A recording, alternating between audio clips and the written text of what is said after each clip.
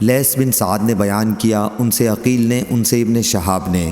دوسری سند حضرت امام بخاری نے کہا اور مجھ سے سعید بن مروان نے بیان کیا اور ان سے محمد بن عبدالعزیز بن ابی رزمہ نے، انہیں ابو صالح سلمویہ نے خبر دی، کہا کہ مجھ سے عبداللہ نے بیان کیا، ان سے یونس بن یزید نے بیان کیا، کہا کہ مجھے ابن شہاب نے خبر دی، انہیں عروہ بن زبیر نے خبر دی اور ان سے نبی کریم صلی اللہ علیہ وسلم کی پاک بیوی عائشہ رضی اللہ عنہا نے بیان کیا کہ رسول اللہ صلی اللہ علیہ وسلم کو نبوت سے پہلے سچے خواب دکھائے جاتے تھے، چنانچہ اس دور میں آپ صلی اللہ علیہ وسلم جو خواب بھی دیکھ لیتے وہ صبح کی روشنی کی طرح بیداری میں نمودار ہوتا۔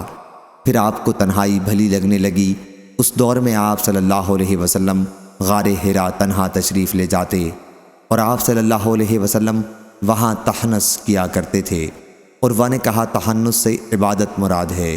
آپ صلی اللہ علیہ وسلم وہاں کئی راتیں جاگتے، گھر میں نہ آتے اور اس کے لیے اپنے گھر سے توشہ لے جایا کرتے تھے۔ پھر جب توشہ ختم ہو جاتا پھر خدیجہ رضی اللہ عنہا کے ہاں لوٹ کر تشریف لاتے اور اتنا ہی توشہ پھر لے جاتے۔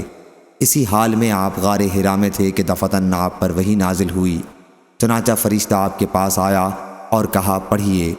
حضرت صلی اللہ علیہ وسلم نے فرمایا کہ میں پڑھا ہوا نہیں ہوں۔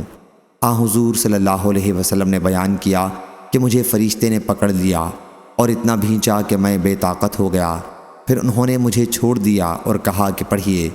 میں نے کہا کہ میں پڑھا ہوا نہیں ہوں۔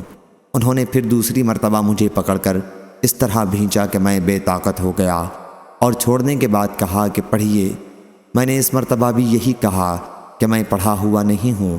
انہوں نے تیسری مرتبہ پھر اسی طرح مجھے پکڑ کر بھینچا کہ میں بے طاقت ہو گیا اور کہا کہ پڑھیے اپنے پروردگار کے نام کے ساتھ جس نے سب کو پیدا کیا، جس نے انسان کو خون کے لوتھڑے سے پیدا کیا ہے۔ آپ پڑھیے اور آپ کا رب بڑا کریم ہے جس نے قلم کے ذریعے تعلیم دی ہے، سے آیت علم الانسان ما لم یعلم تک۔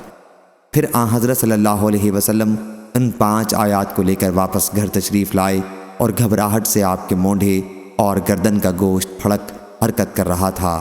آپ صلی اللہ علیہ وسلم نے خدیجہ رضی اللہ عنہا کے پاس پہنچ کر فرمایا کہ مجھے چادر اوڑھا دو، مجھے چادر اوڑھا دو۔ چنانچہ انہوں نے آپ کو چادر اوڑھا دی۔ جب گھبراہٹ آپ سے دور ہوئی تو آپ صلی اللہ علیہ وسلم نے خدیجہ رضی اللہ عنہا سے کہا اب کیا ہوگا؟ مجھے تو اپنی جان کا ڈر ہو گیا ہے۔ پھر آپ صلی اللہ علیہ وسلم نے سارا واقعہ انہیں سنایا۔ خدیجہ رضی اللہ عنہا نے کہا ایسا ہرگز نہ ہوگا، آپ کو خوشخبری ہو، اللہ کی قسم اللہ آپ کو کبھی رسوا نہیں کرے گا۔ اللہ کی قسم آپ تو صلہ رحمی کرنے والے ہیں، آپ ہمیشہ سچ بولتے ہیں، آپ کمزور و ناتواں کا بوجھ خود اٹھا لیتے ہیں، جنہیں کہیں سے کچھ نہیں ملتا وہ آپ صلی اللہ علیہ وسلم کے یہاں سے پا لیتے ہیں، آپ مہمان نواز ہیں اور حق کے راستے میں پیش آنے والی مصیبتوں پر لوگوں کی مدد کرتے ہیں۔